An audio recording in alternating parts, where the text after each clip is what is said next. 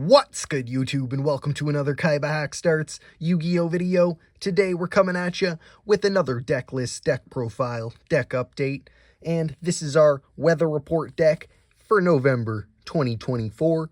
If you don't know weather report, it's a pretty wicked little card here. It's got a weird little effect.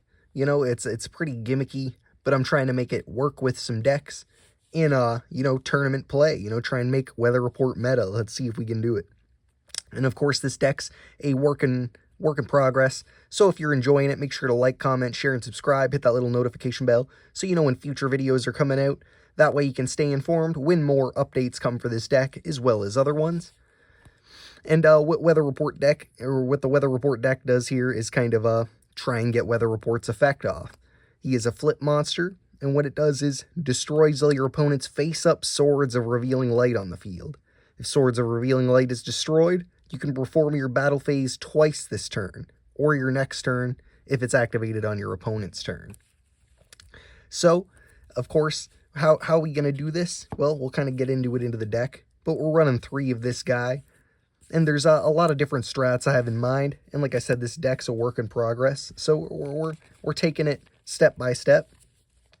First, we don't really have an extra deck plotted out too hard, so what we're going to do is kind of start with some non-extra decky stuff. I figured this is a good way to kind of show off some non-extra decky stuff, if that's the kind of deck you're running, and if not, we'll probably change it up in the future or try some different stuff out as we go. But Eater of Millions, what he does is cannot be normal summon / set, must be special summoned from your hand by banishing 5 or more cards from your hand, field, and or extra deck face down. It cannot be special summoned by other ways. This card gains 100 attack, and defense for each face down banished card, and this face up card on the field cannot be tributed nor used as a material for a fusion synchro XZ summon. Once per turn, at the start of the damage step, if this card battles an opponent's monster, you can banish that opponent's monster face down. So he's some great little removal. Plus, he's kind of a defensive piece, possibly. But we also have kind of another use for him in the deck later. And like I said, we're not using the extra deck so far yet, so we're just going to fill it up with random monsters so we can activate effects like this. So we're running 3 of him. What I'd like to do is get more direct attack kind of plays. I do have them kind of tied up in my Watt direct attack deck at the moment. So we have some of the extra sauce in here for the moment. Plus, we might change up the plays a little bit. So we got Watt Pheasant at 2 here. So this card can attack your opponent directly. When this card inflicts battle damage to your opponent by a direct attack, select one face-up monster on the field and remove it from play until the end phase of this turn. So we're just kind of using it for the direct attack, 1000 damage, but it can also kind of come in handy if they have an XZ monster on the field, XYZ. You can remove it and get rid of its material. Next, we are running 3 Drill Barnacle. Like I said, this is kind of the bottom barrel-y extra sauce, but it does kind of fit in slightly into the terms of the deck and what we're doing, so I'm kind of working with it. But it is the Drill Barnacle. He can attack your opponent directly, and each time he does, inflict battle damage to your opponent by a direct attack, this card can gains 1000 attack. So if you can keep him out, you can build him up pretty high, so he might be a strategical piece. We haven't really tested out this deck too hard. It's just kind of like I said, a work in progress. And we have to kind of be careful on how we run it because it is a bit of a surprise deck with the weather report kind of stuff. So we have the Rapid Warrior. And we're running him at 1, but possibly could run him at more. It is during your main phase 1, you can activate this card's effect. And if you do, it can attack your opponent directly this turn, and other monsters can attack during the turn you activate this effect. So another just direct attack piece. And like I said, it's kind of a weird card, so it fits into the kind of sauce that we have. Neospatian Grand Mole at 1. This is just to put stuff back in your opponent's hand. Another kind of piece of the puzzle that we're constructing here with the weird plays. But that concludes the monsters themselves. Like I said, what we're trying to do is kind of first focus the weather report kind of stuff, and then get to the kind of win condition that we want to pull off, depending on whatever that would be once we get there. But for spells, we're running 3 Gold Moon Coin, and this is where the plays kind of start to go off with weather report. Of course, we have 3 Swords of Revealing Light in the deck, And with cards like Gold Moon Coin and some others that we'll look at, you can put that swords into your opponent's hand in hopes that they'll activate it, so then you can then use your weather report. And with the weird kind of stuff that goes on with this, of course, it works better in Master Duel. So if I recommend, of course, testing it out in Master Duel and stuff first, which is where I'm going to be testing it mostly, just because if you're going to bring it to a tournament, you don't want people to know that you have weather report or that you're doing this weird strat, because if they get swords, they're not going to use it. So you basically only have one shot. That's why if you're in a match duel, like in a tournament, you're going to be facing them twice. So you almost need to make a direct attack deck with the weather report stuff or whatever play, so you have that win condition, so you can try and win once without weather report, and then the second time hit with your weather report plays. You know what I mean? It's very strange how this deck is going to have to work, and that's why I kind of want to make it and see if I can get it to work. But this card is add 2 cards from your hand to your opponent's hand, then draw 2 cards.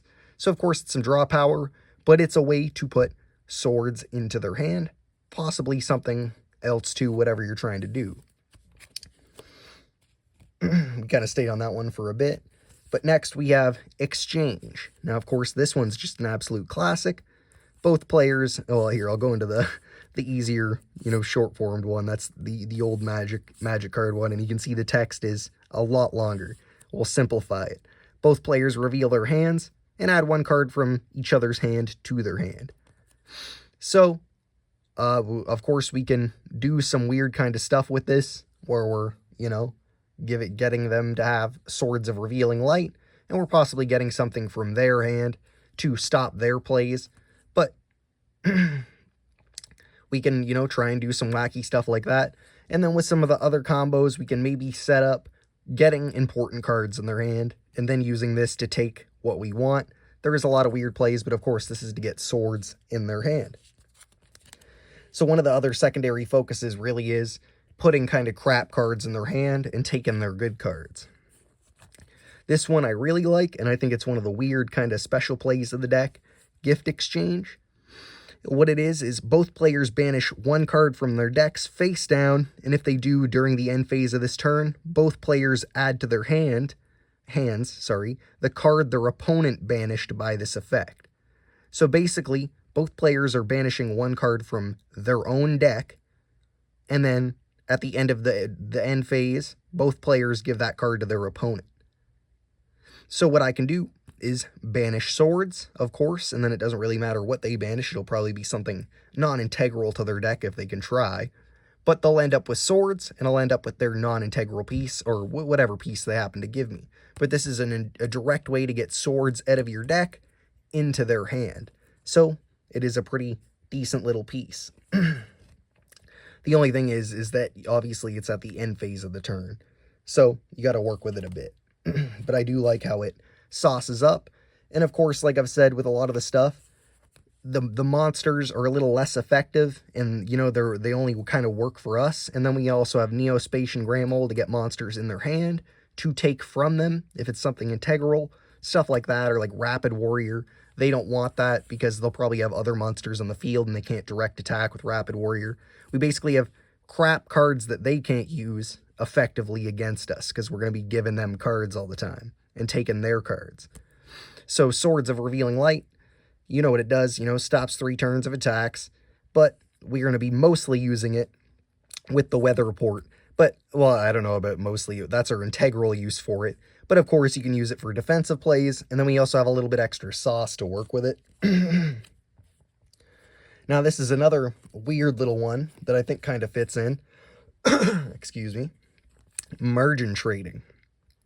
It is, your opponent can discard 1 card to negate this effect. Otherwise, both players look at their opponent's decks and choose 1 card.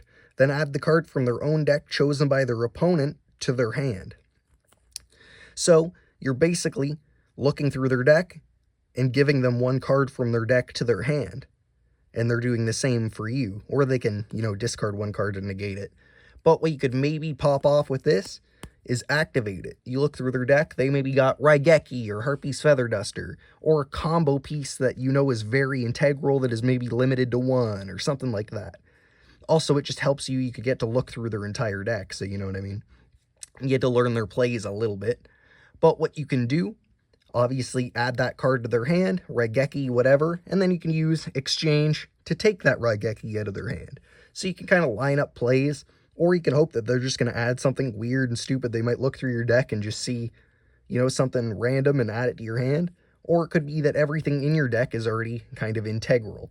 Or it just leads to them, you know, discarding one card.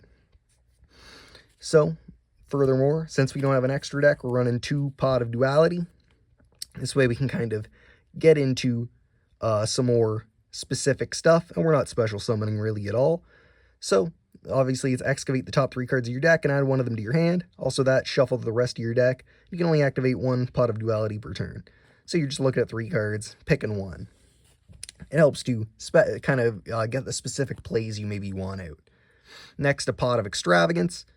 Like I said, again, we're not using our extra deck, so we just fill it with random stuff to be used as fodder for the Eater of Millions and such in the Pot of Extravagance. This way we can draw into some cards. It's at the start of your main phase.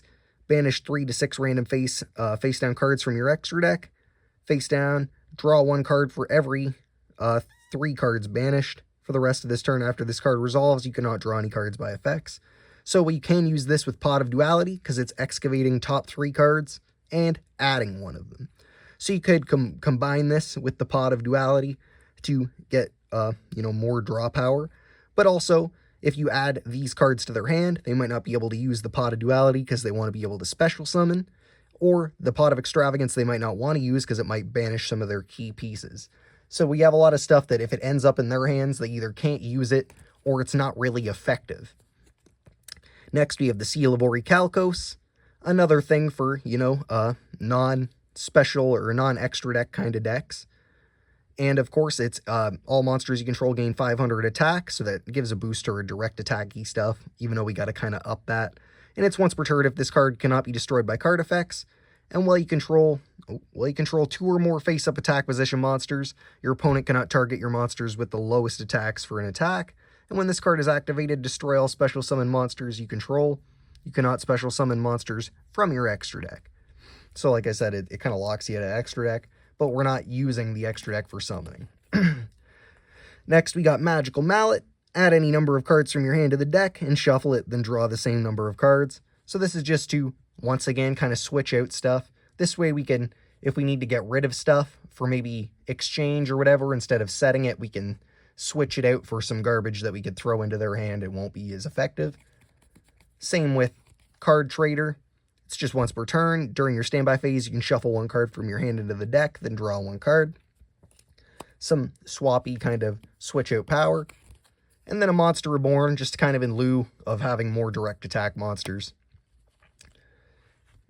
Moving into the traps, running 3 Gravel Storm. And I figure this is another great thing, put cards in their hand that we can maybe steal and use.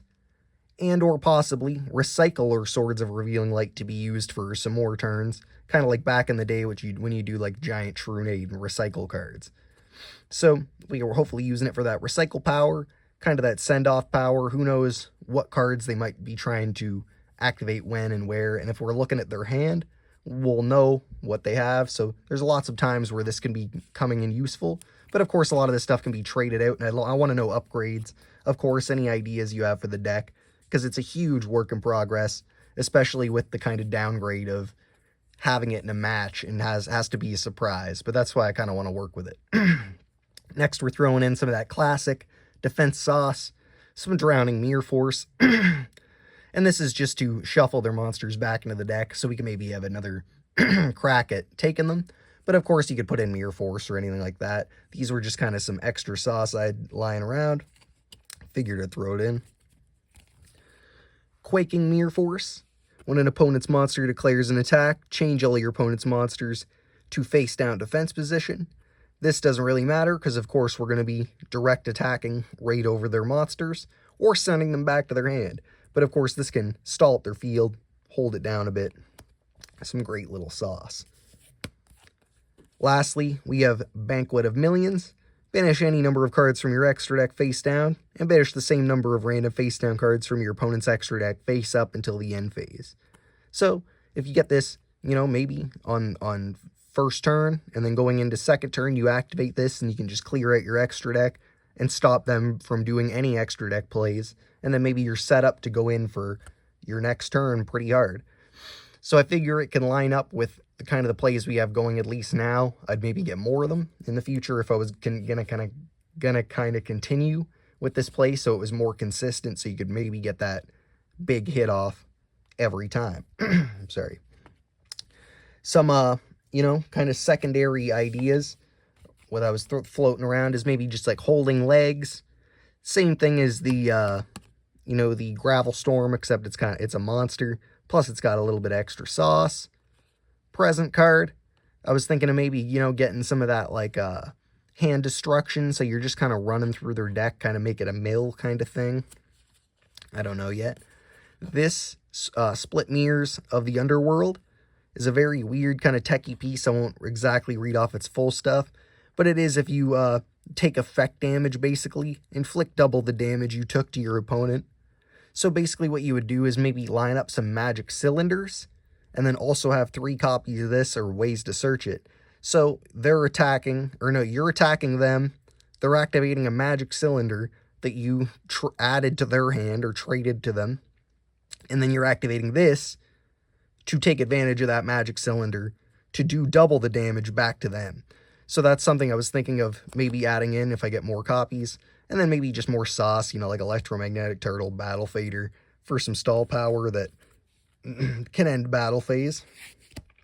But there's a lot of weird potential for this deck. And of course, let me know your thoughts in the comments. I do want to make this into something fun, at least. I know it'll never be, like, super competitive. I'm not crazy, but, you know, I'll make it as competitive as it can be and keep trying to, you know, push the Yu-Gi-Oh! Limits and see what we can come up with for the weather report. Like I said, if you have any cool ideas or any sauce you think could be fun in the deck, let me know in the comments. You know, make sure to check out the other deck profiles. We do this pretty often with different decks. Of course, more mainstream stuff and gimmicky stuff. We switch it up. We also do Yu-Gi-Oh! DIY projects, you know, pack openings, all different kinds of Yu-Gi-Oh! Content. So like I said, if you like, make sure to like, comment, share, and subscribe. Hit that little notification bell so you know when future stuff's coming out. And otherwise, thanks for watching. Peace.